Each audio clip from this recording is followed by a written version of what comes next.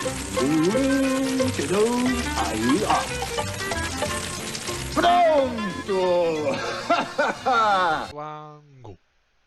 Cannot wait to see where meat goes in this one when Rodolfo Vieira, aka the Black Belt Hunter, takes on your boy Wellington Turman, aka the Prodigy, but obviously been rolling with Turman for since the beginning, and this is faux foul, right? I mean, faux foul's coming back in this one, and he's fresh off a nice win, right? It was a split decision. It was over Sam Alvey, who has lost like 8 straight fights, but absolutely dominated Sam Alvey. The only reason it was a split decision was because he lost a point in the later rounds, or he got a point deducted for repeated eye pokes. But he won that fight, and it was good to see because right, his back was against the wall. He had lost 2 straight. Both were first round finishes. One was to Bruno Silva, which makes sense. Bruno Silva KOs everyone, but the other was to El Dirte Sanchez, my boy, and that one didn't look good for faux foul. So it was good to see him rebound against Smiling Sam, who will always bring the fight.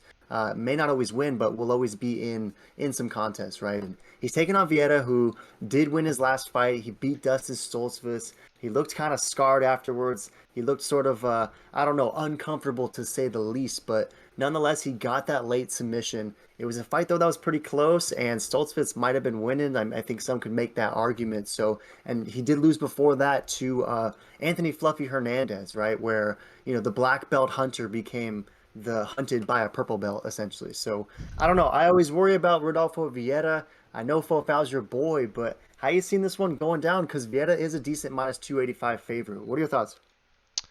Yeah, no, this is such a tough one because, Fafau is my boy, but the black belt hunter is no joke. He did look a little iffy his last fight, but I think he was getting over those nerves because he really was. It seemed traumatizing after gassing out and getting submitted by a purple belt. Which, I mean, does he become a brown belt after that? I don't really know how the belt system works, but it just kind of makes sense to me. You lose a belt if you get submitted by a lower belt, especially when it's 2 levels lower.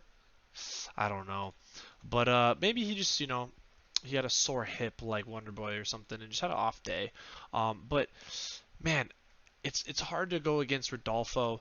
He's a very good fighter. I have this amazing rookie patch auto, but I don't give a crap. My boy's foul, the absolute prodigy. He smashed, dude. He absolutely smashed Smiling Sam. Smiling Sam would destroy the black belt hunter. Are you kidding me? This is a joke. Honestly, I'd be meat locking this at that 7% that I kind of like those odds that no one's with the bandwagon on the Prodigy, aka Fafau. That I'm a little upset to see 93% don't see why the Prodigy is the next GOAT like I do. You know me, been repping since day one, won't ever stop. Yeah, and I gotta imagine that Vietta's gonna try to bring this fight to the mat, right? That's obviously where his bread and butter is, but Herman's probably gonna try and keep this thing standing, right? Because on the feet, Vietta still doesn't look. I mean, he did make some improvements. He demonstrated those against Stoltzfus in that last fight, but I think Turman's stand-up is gonna be better than Stoltzfus, and I don't know. Of the 93% roll of Vietta, I mean, that whole thing is copper. 79% of it think that the submission is most likely, but we gotta imagine that Turman has a competent enough BJJ game to keep this fight standing up. And if this thing remains on the feet, then I'm with you all the way. I'm rolling with Faux Foul. He showed me enough against Smiling Sam Alvey, and I don't know. I'm just not yet sold on Rodolfo Vieira being able to beat even guys like Turman. Because although we've been making videos about Turman forever and watching him fight forever, the guy's only 25 years old, right? So he's probably peaking. This is a great opportunity as a sizable plus 220 dog to make a statement over Vieta. So I'm with you. Haven't always picked Faux Foul in the past, but we're rolling with that 7%. And I don't know. I mean, I think we're all over something, but we'll see how this plays out for sure. So any last thoughts on this one? I'm most excited for this, and that's kind of like unreasonable given this card, but it's Faux Foul.